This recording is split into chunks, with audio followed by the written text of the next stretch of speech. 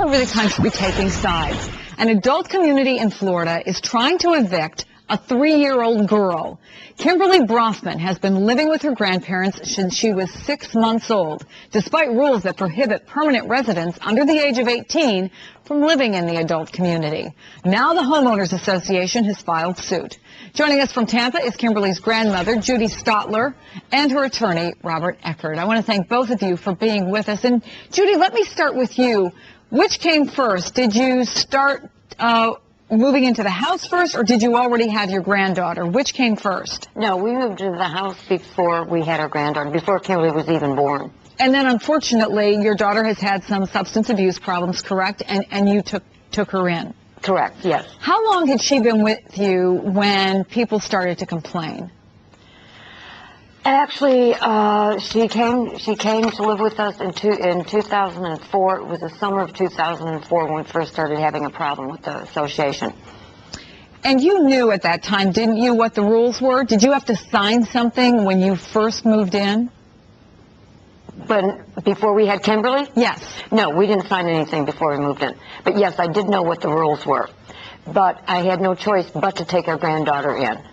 So after you took her in, you have her for a while, did you come to some sort of agreement with the association saying, and they said, we'll let this slide, but only for a little while, and by then you have to either get rid of your granddaughter or move out, right?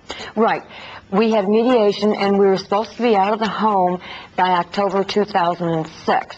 But the plan was to reunite Kimberly with her mother, and that did not happen, and that's not going to happen. So we put the home up for sale. We've had it up for sale for over a year. We've had no offers, and the market has fallen. Nobody's buying or selling right now because of the cost of insurance. Mr. Eckert, there are more and more of these communities all across the country as baby boomers are aging, and many of them have rules, some of them with an even higher age limit than this particular association. So what is your argument? I mean, obviously from an emotional standpoint, you look at this beautiful little 3-year-old, and everyone probably out there watching says, how can we how could anyone want this little girl not to be with her grandparents and understand the situation? But on the other hand, rules are rules. What's your argument?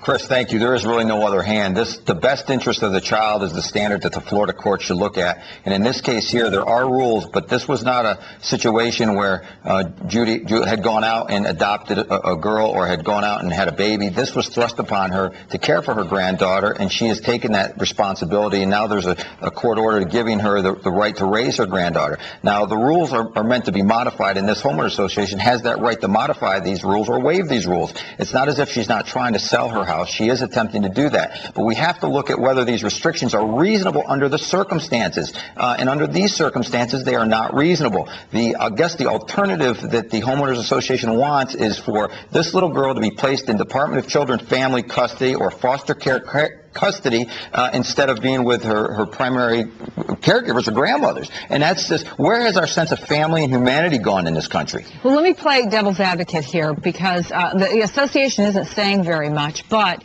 it seems to me that one of the concerns would be that if they make one exception, there could be other exceptions. There are, unfortunately, a lot of grandparents who are in the same situation that Judy is for one reason or another, raising their grandchildren.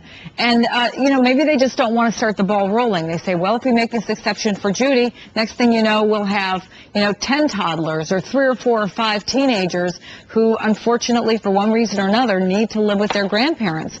So is the exception really asking for more than just this one case? Well, I don't think it is. In fact, from what I understand, there's been 2 more lawsuits filed within that community where Judy lives. The exceptions have already been modified by the Homeowners Association in previous actions, so they have, in fact, allowed Kimberly to stay at the residence. And there are grandparents in that neighborhood that are one event away from being in the same situation Judy's in the event, God forbid, their children would be sick, injured, killed, or in Judy's case, their children have drug problems.